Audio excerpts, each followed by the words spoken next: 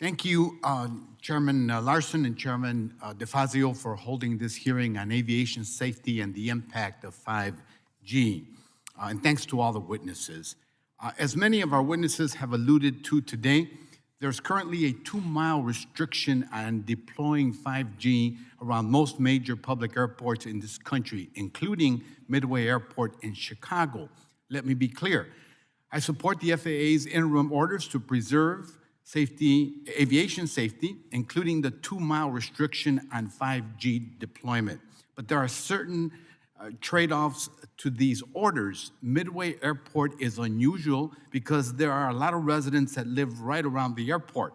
The airport is about 1 square mile and is surrounded by working class neighborhoods directly across the street, as this map shows. Many of you might have experienced this fact flying into Midway, where planes go pretty close over homes. It's always an exciting landing experience.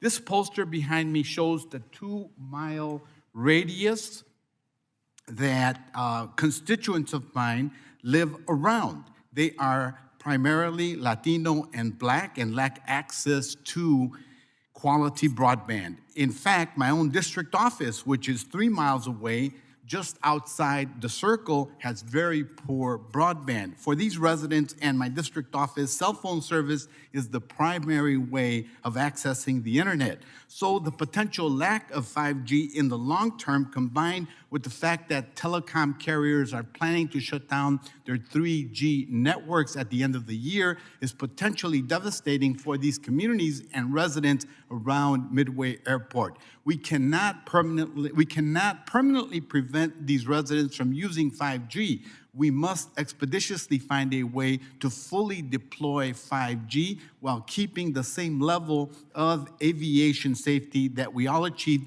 under the FAA's interim orders.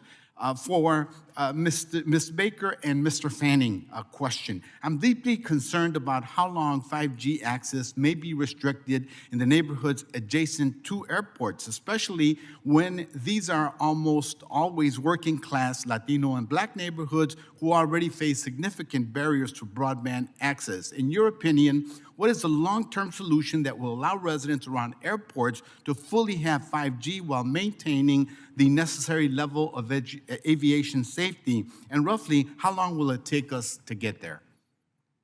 So thank you so much for your question. I think that's a really, really important one. I'm going to first answer the previous question that there has been no reported interference from 5G in the areas in the almost 40 countries that have rolled out 5G. But to your point, we have agreed voluntarily and temporarily to exclusion zones around these airports. And I think you raised such an interesting and important thing that we cannot exacerbate this digital divide. And so what we're doing is working as cooperatively as we possibly can with the aviation industry and with the FAA to clear these zones as quickly as possible. And we've agreed to do this until July 5th.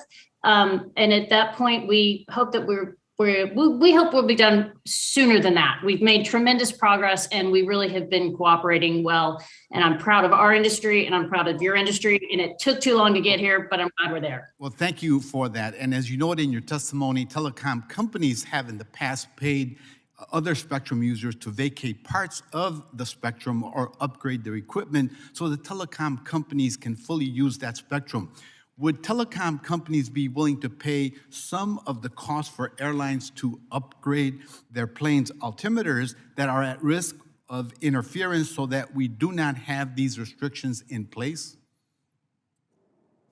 So I actually think it's premature to go there because this hearing seems to presuppose that there's interference where we don't believe that there is. So I think we need to let the engineers do their job. And as far as who pays, yes, there have been all sorts of instances where through a special spectrum relocation fund or through a designation from Congress, there has been Congress can use the proceeds of this, of an $80 billion auction as they wish. And so I think that part's really up to the government. But I don't accept the premise that there is actually interference at this point. Before I run out of time, if your members aren't considering plan, are they considering any cell phone plan pricing compensation for residents who are paying for 5G but cannot access 5G networks? Well, we're doing what we can to close the digital divide, and we're encouraged that in the infrastructure bill, Congress actually has helped us do that. So I think there will be longer support to low-income families to help pay for their cell phone and broadband service, particularly as it becomes the competitive choice of many, especially low-income folks. Looking forward to that conversation. Thank you, and I yield back, Mr. Chairman. Thank you.